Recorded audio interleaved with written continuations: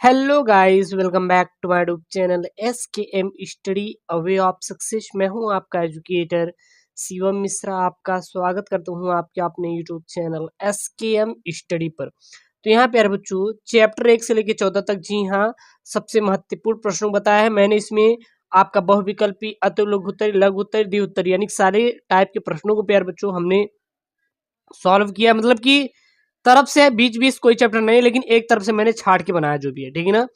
अगर इसको आप तैयार करेंगे तो इस बात की गारंटी है प्यारे बच्चों कि आपका कम से कम 37 अंक आपका प्यारे बच्चों कंप्लीट हो ही जाएगा। और इसका नोट्स आपको हम भेज दे रहे हैं, जाके आप डाउनलोड कर लीजिए। कहाँ से? टेलीग्राम पे आप देखने को मिल जाएगा। SKM स्टडी है टेलीग्राम चैनल का नाम, जिसपे 13,000 से ज्यादा बच्चे फ्री में नोट्स प्यारे बच्चों डाउनलोड करके प्राप्त करके वो अपना पढ़ाई कर रहे हैं बोर्ड परीक्षा 2022 की। तो आप भी प्यारे बच्चों अपने बोर्ड को अब हल्के मत लीजिए। अब प्यारे बच्चों इसको अच्छे से पढ़िए, क्योंकि आपके पास केवल 3 महीने का समय बचा हुआ है। और इसी 3 महीने प्यारे बच्चों आपको अच्छा नंबर लेके आना है। जी हाँ, तो लाइक टारगेट प्यारे बच्चों भी लाइक नहीं किए मुझे पता है, तो लाइक टारगेट प्यारे बच्चों 1000 लाइक टारगेट है। 1000 लाइक प्यारे बच्चों कर दीजिएगा, ठीक है ना। अब कहेंगे सर आप वीडियो को लाइक बहुत करवाते हैं, तो इसके मतलब ये होता है प्यारे बच्चों कि जो मैं आपको दे रहा हूँ ये वैल्यूएबल है कि नहीं। आपको प्यारे बच्चों कैसा लग रहा है वीडियो, और आपको किस टॉपिक से वीडियो चाहिए, जब आप कमेंट करेंगे तो उसी के अनुसार प्यारे बच्चों आपको वीडियो दिया जाएगा। जो आपको चाहिए वही मैं आप पे बनाऊंगा। मुझे जो पसंद है वो बिल्कुल भी नहीं, जो आपको पसंद है, आपकी क्या डिमांड है, क्या मांग है, उसी अनुसार वीडियोस प्यारे बच्चों आपको मिलेंगी। तो सबसे पहले बहुविकल्पी प्रश्न है। प्रश्न यहाँ पे है, क्या है? निम्नलिखित में से कौन सी राशि व्युत्क्रम वर्ग नियम का पालन नहीं करती? निम्नलिखित में से कौन सी जो राशि है वो किसका प्यारे बच्चों? व्युत्क्रम वर्ग के नियम का पालन नहीं करती। जो व्युत्क्रम वर्ग का नियम है उसका पालन बिल्कुल भी नहीं करती। बिंदु आवेश के कारण वैद्युत क्षेत्र की तीव्रता, या फिर वैद्युत द्विध्रुव के कारण दूरस्थ बिंदु पर वैद्युत क्षेत्र की तीव्रता, या फिर वैद्युत द्विध्रुव के कारण, या फिर आवेशित गोले के कारण बाहरी बिंदु पर वैद्युत क्षेत्र की तीव्रता। तो निम्नलिखित में से कौन सी राशि व्युत्क्रम वर्ग के नियम का पालन नहीं करती? इसका सही ऑप्शन प्यारे बच्चों बी हो जाएगा। क्या हो जाएगा?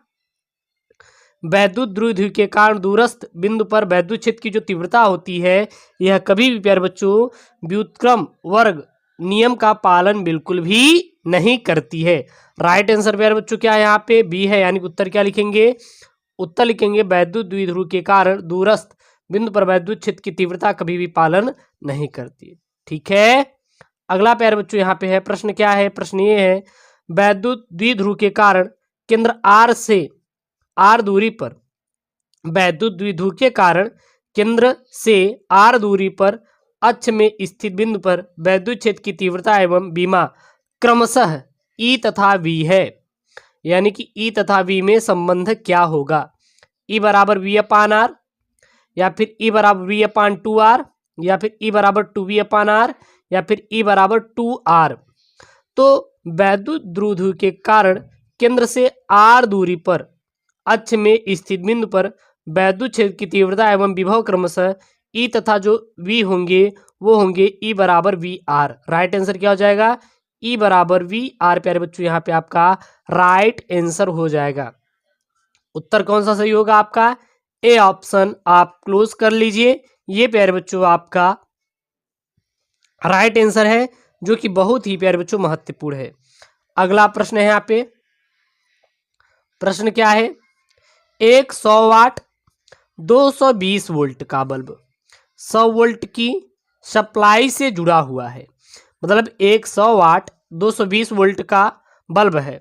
वाट कितना है प्यारे बच्चों? 100 वाट का है, और वोल्ट कितना है? 220 वोल्ट का बल्ब 110 वोल्ट की सप्लाई से जुड़ा हुआ है। बल्ब में व्यय होने वाली शक्ति होगी, और जो बल्ब होगा उसमें व्यय होने वाली शक्ति कितनी होगी? 500 ओम इनवर्स होगा, 50 ओम इनवर्स होगा, 0.02 इनवर्स होगा, ओम इनवर्स होगा, या 0.00 ओम इनवर्स होगा। तो एक 100 वाट का वो बल्ब जो है वो 100 वाट यानी 220 वोल्ट का बल्ब 110 वोल्ट की सप्लाई से जुड़ा है। तो बल्ब में व्यय होने वाली जो शक्ति होगी वह प्यारे बच्चों होगी आपकी कितनी होगी 0.002 ओम इनवर्स होगा। राइट आंसर क्या हो जाएगा आपका प्यारे बच्चों यहाँ पे 0.002 ओम इनवर्स यानी कि डी ऑप्शन सही हो जाएगा। यहाँ प्यारे बच्चों आप अगर सॉल्व करना चाहते हैं तो सॉल्व भी कर सकते हैं, कोई दिक्कत आपका नहीं है, ठीक है ना। चलिए बहुविकल्पी के बाद आपका क्या प्यारे बच्चों अति लघुत्तरीय प्रश्न है। जी हाँ, और सबसे महत्वपूर्ण अति लघुत्तरीय प्रश्न है। बोला ना कुल मिला के आपका मॉडल पेपर ही समझ के चलिए, ये आपका क्या है पूरा पूरा मॉडल पेपर ही है। प्रश्न क्या है, किसी चालक के मुक्त इलेक्ट्रॉनों के श्रांतिकाल पर ताप के प्रभाव की व्याख्या कीजिए। किसी चालक के मुक्त इलेक्ट्रॉनों के श्रांतिकाल पर ताप के प्रभाव की क्या करना है प्यारे बच्चों व्याख्या करना है। तो उत्तर क्या हो जाएगा, किसी चालक ताप वृद्धि के कारण मुक्त इलेक्ट्रॉनों का श्रांतिकाल घट जाता है। किसी चालक के मुक्त इलेक्ट्रॉनों के श्रांतिकाल पर ताप का क्या प्रभाव पड़ता है, तो सीधा इसका इफेक्ट पड़ता है। तो किसी चालक पर ताप वृद्धि के कारण मुक्त इलेक्ट्रॉनों का श्रांतिकाल घट जाता है।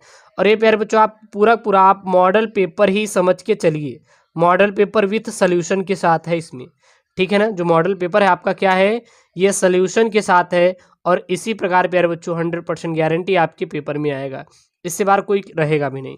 अगला प्रश्न है, प्रश्न क्या है, ताप वृद्धि के कारण धातु की प्रतिरोधकता में वृद्धि की व्याख्या कीजिए।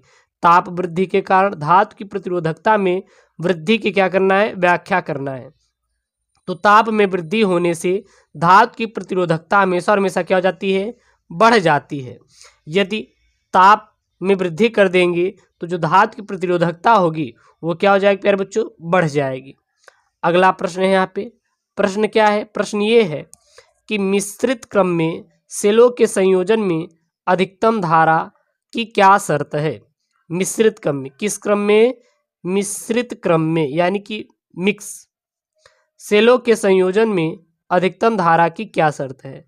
तो मिश्रित क्रम में बाह्य परिपथ में धारा का मान अधिकतम तब होगा जब परिपथ में लगी बैटरी का कुल आंतरिक प्रतिरोध बाह्य परिपथ के प्रतिरोध के क्या हो जाए प्यारे बच्चों बराबर हो जाए, तभी क्या होगा प्यारे बच्चों वह अधिकतम धारा की शर्त में होगी। अर्थात कैपिटल आर बराबर स्मॉल आर, कैपिटल आर बराबर क्या हो जाएगा प्यारे बच्चों स्मॉल आर। क्लियर है ना।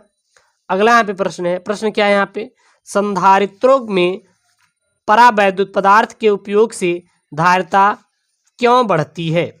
यानी जो संधारित्र होते हैं अगर इसमें प्यारे बच्चों परावैद्युत पदार्थ के उपयोग करें तो धारिता क्यों बढ़ती है। तो उत्तर क्या लिख देंगे इसमें, संधारित्र की प्लेटों के बीच परावैद्युत पदार्थ रखने से इसके अंदर प्लेटों के बीच उपस्थित वैद्युत क्षेत्र के दिशा में एक आंतरिक वैद्युत क्षेत्र उत्पन्न हो जाता है। वैद्युत क्षेत्र के दिशा में क्या उत्पन्न हो जाता है, एक आंतरिक वैद्युत क्षेत्र उत्पन्न हो जाता है जो इसकी सतह पर प्लेटों के विपरीत आवेश के प्रेरित होने से उत्पन्न होता है। इस कारण प्लेटों के बीच विभवांतर घट जाता है जिसके परिणाम स्वरूप धारिता क्या हो जाती है प्यारे बच्चों घट जाती है। और इसका प्यारे बच्चों मेन रीजन आपका यही निकल के आएगा। अब यहाँ पे मैंने लघुत्तरीय प्रश्नों को जुड़ा है, पहले अति लघुत्तरीय, अब हम किसको देखेंगे लघुत्तरीय प्रश्नों को। मैंने बोला ना प्यारे बच्चों ये पूरा इंपॉर्टेंट है, अध्याय 1 से पूरा अंत तक है, 30% सिलेबस की कटौती करके बनाया गया है। लाइक करिए दबा के, इसका मॉडल पेपर विद सॉल्यूशन आपके टेलीग्राम पे मिल जाएगा। प्रश्न क्या है, वैद्युत विभव तथा वैद्युत विभवांतर से क्या तात्पर्य है और इसके मात्रक भी आपको लिखना है। यानी कि वैद्युत विभव तथा वैद्युत विभवांतर से क्या समझते हैं इसके मात्रक आपको लिखना है। तो सबसे पहले देखेंगे प्यारे बच्चों वैद्युत विभव के बारे में। तो वैद्युत क्षेत्र में किसी बिंदु पर वैद्युत विभव किसी धन परीक्षण आवेश को अनंत से उस बिंदु तक लाने में किए गए कार्य तथा धन परीक्षण आवेश के मान की भी निष्पत्ति के क्या होता है बराबर होता है। अर्थात V बराबर W/Q0, अर्थात इसका मात्रक क्या हो जाएगा जूल प्रति कूलम अर्थात वोल्ट होता है। तो वैद्युत विभव के मात्रक क्या होते हैं प्यारे बच्चों जूल प्रति कूलम या फिर वोल्ट होता है। अगला है विभवांतर। ये विभवांतर क्या है, वैद्युत क्षेत्र में किसी धन परीक्षण आवेश प्लस Q को एक बिंदु से दूसरे बिंदु तक ले जाने में किए गए कार्य W तथा धन परीक्षण आवेश के मान की निष्पत्ति को उन बिंदुओं के बीच विभवांतर कहते हैं। और ये कमेंट कीजिए कि आप लोग 95 लाना चाहते कि नहीं। अगर 95 लेके आना चाहते हैं तो आज से ही प्यारे बच्चों एक टाइम टेबल बना लें। पढ़ने का क्या बना लेंगे, एक टाइम टेबल बना लेंगे और उसी टाइम टेबल के अकॉर्डिंग प्यारे बच्चों आपको पढ़ना है। आप कहेंगे तो टाइम टेबल के अनुसार हम वीडियो भी अपलोड करेंगे, जो वीडियो होगी वो आपके टाइम टेबल के अनुसार ही डालेंगे, ठीक है ना। चलिए, उन बिंदुओं को क्या कहते हैं, विभवांतर कहती हैं। यह एक अदिश राशि है। जो विभवांतर क्या होती है प्यारे बच्चों, अदिश राशि है, पॉइंट में लिख लेंगे। यदि किसी धन परीक्षण आवेश Q0 को किसी वैद्युत क्षेत्र के किसी बिंदु B से बिंदु A तक ले जाने में किए गए कार्य W हो तो AB के बीच विभवांतर क्या होगा, वो हो जाएगा VA माइनस VB बराबर W अपान Q0 हो जाएगा। अगला प्रश्न है प्यारे बच्चों, प्रश्न क्या है यहाँ पे, परमाणु का आकार एंगस्ट्रॉम के क्रम में होता है। जो परमाणु का आकार किस में होता है, एंगस्ट्रॉम के क्रम में होता है।